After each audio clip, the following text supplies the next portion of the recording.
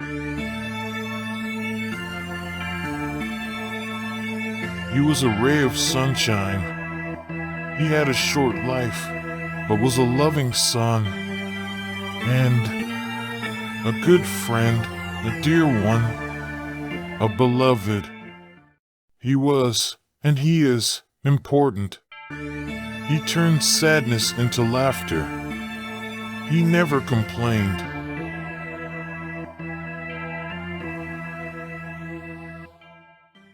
Deaths and funerals are sad. Especially if you only get one life like most people. But lucky for me, I had a second life, and it was incredible. In my miserable first life, I never really did anything of note. But in my second life, I played baseball in the major leagues in the summer, and in the winter I was a quarterback in the National Football League. In business, I led a Fortune 500 company. In romance, I had tens of tens, maybe more. My name is Riley Adair.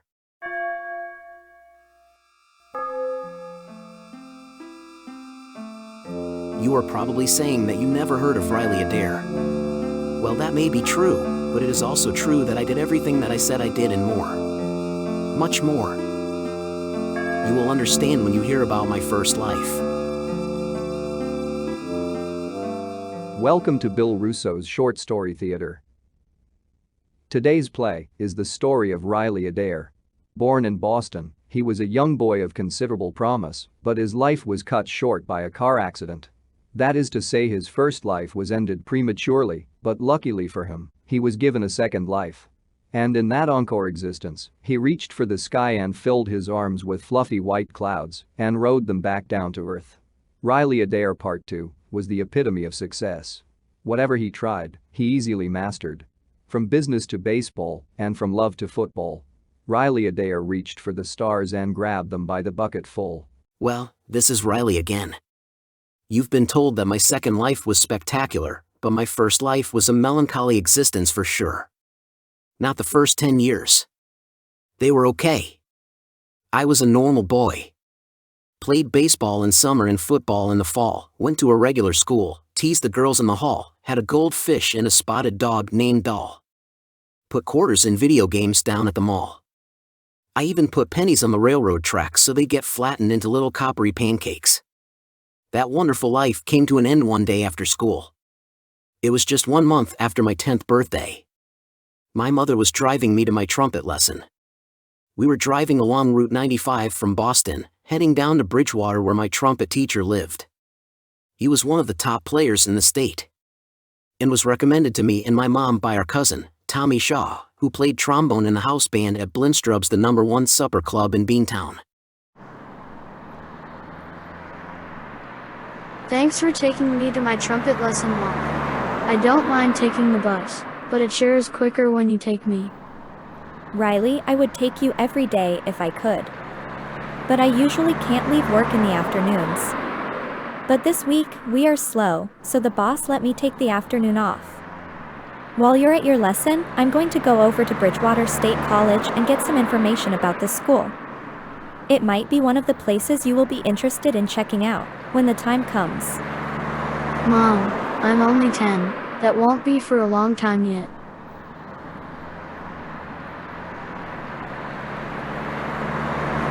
Well, your dad and I have already started saving money for your tuition, and it really is never too early to start thinking about it. Riley! Brace yourself! That car in front of us is weaving back and forth across the road.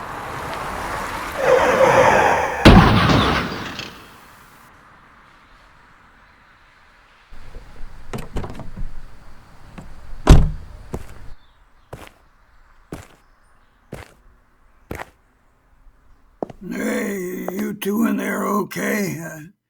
I was driving along, and all of a sudden I think I blew a front tire or something. Car just went off the road. No reason at all. You okay in there? We seem to be okay. No thanks to you. If you had kept your hand on the steering wheel instead of that beer can you're holding on to, I think your car would not have crossed over the line and crashed into us. I said I was sorry. No harm done. No harm done. No harm done. I said I was sorry. Wrecker will be along any minute. I said I was sorry. Within a few minutes, an ambulance arrived. But the attendants paid no attention to us. They were far more worried about the drunken driver who had caused the accident, who by now had passed out. Not from any injuries, but from too much alcohol. They took the inebriated driver to the hospital to get checked out, without even more than a glance at my mom and me. A policeman told my mother that he would drive us to the hospital, but she told him no. She said we were fine and did not need any treatment from the doctors. She said we were going to wait for the wrecker to come and take our car to the repair shop, and then take a taxi home. Just a few minutes after the police left, I lost consciousness and collapsed onto the sidewalk. I woke up in a bed in a hospital room that held a total of 4 patients. My mother and father were standing over the bed. I remembered the accident, but I wasn't sure why I was in the hospital. You suffered a depressed skull fracture, Riley.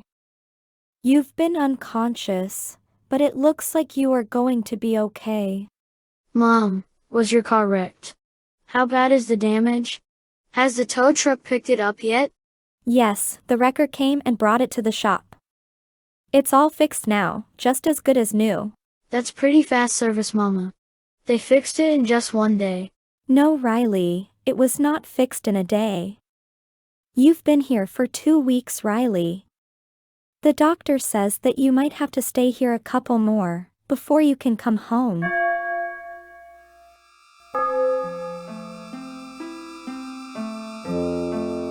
I never went home. I spent the rest of that miserable life in the hospital. And I never left that hospital bed.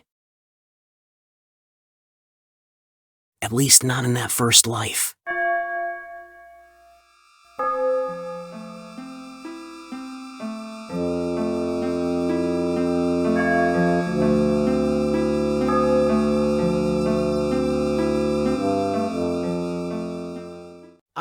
But my second life. That life was great. In the second life, I grew up straight and tall. Over 6 feet and 240 pounds I was. I went to a tryout for the Boston Red Sox of the American League and walked off the field with a contract to play for the team's top minor league ball club, the Paw Sox. I had lunch at Vincenzo's Italian restaurant in Providence and sat 2 tables away from Ray Patriarca, the mafia boss of all New England. He was a self-made man who left school at the age of 8 to become a shoeshine boy and later a bellhop. By the time he was 40, he was in charge of crime in all of New England. You couldn't even steal a hubcap without the okay of Big Ray. At the table next to me sat Buddy Cianci. He was the mayor of Providence for 21 years. He had to leave office when convicted of racketeering. He did 4 years in a federal pen before getting out and becoming a popular radio and TV host. Now I'm not saying I hung around with those guys, it's just that they were a big part of the New England scene during the period of my second life. You could not listen to a newscast on the radio or watch one on TV without a daily story about Ray Patriarca or Buddy Cianci. I stayed in Providence just 1 year before the Red Sox called me up to play in Boston. I had a pretty good rookie season, and after it was over I had a tryout with the Boston Patriots of the American Football League. That was in the team's first year. We played in the old Boston Braves baseball field, which was by then owned by Boston University. We had a good year, going 9-4 in the old American Football League. I stayed with the Red Sox and the Patriots for 1 more year. But then one morning,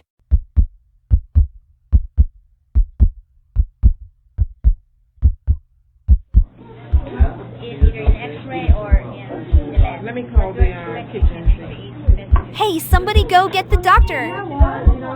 The coma patient is awake! He's looking at us. He is blinking his eyes. Quick! Get the doctor. Hello, Riley. I'm your nurse. You have been asleep for a long time. Stay with us now, and the doctor will be here in a minute. I stayed awake just long enough to learn that I was connected to a breathing machine and had feeding tubes inserted into me. I realized that I was probably 11 years old now, maybe 12, and I was never going to leave the hospital bed, at least not in this life. The doctor came and told me that he had called my parents and they were on the way. I closed my eyes and lost consciousness, which thankfully returned me to my second life, the one in which I was 6 feet 2 inches tall, weighed 240 pounds, and was a pro baseball and football player.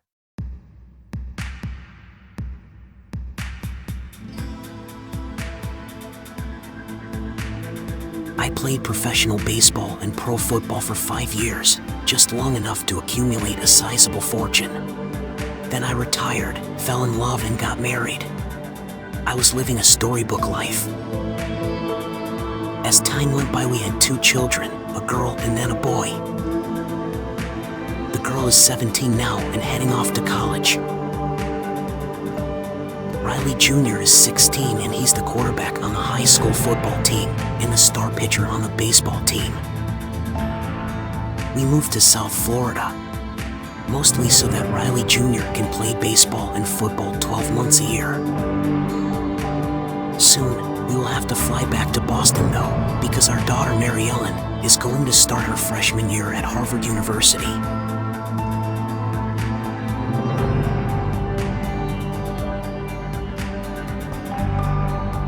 We're ready to board the plane now, but I've got a headache.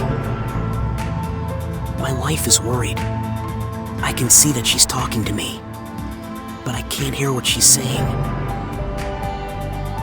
Suddenly, I have gone deaf. Now my vision is fading. I'm calling out to my wife. Surely what's happening to me?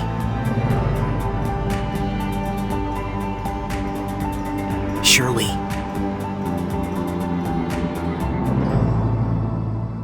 I know I'm saying the words, but she doesn't seem to hear me. Darkness. It's getting dark.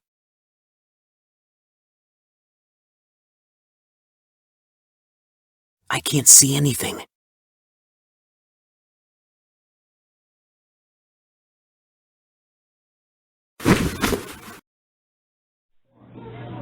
Either an X-ray or in the lab. Let me call the kitchen. It's over now, Mrs. Adair.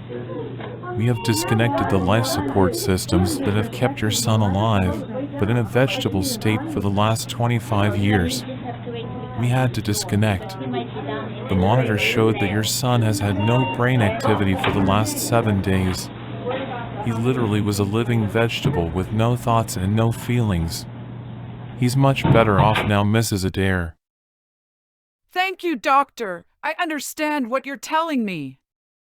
He's been on life support for 2.5 decades, but he really has had no life, and he's better off now. That's what you say. I gave him birth, and today, when I gave you permission to disconnect life support, I gave him death. You say he's better off dead than existing as a vegetable on life support. You say he's better off now. I don't know, doctor. What do we really know about the human mind? Your instruments could not detect any thoughts, any feelings. But what if there is a deeper brain? One that your instruments cannot detect? You say he's better off now, but with all due respect, I feel like you have just killed my son.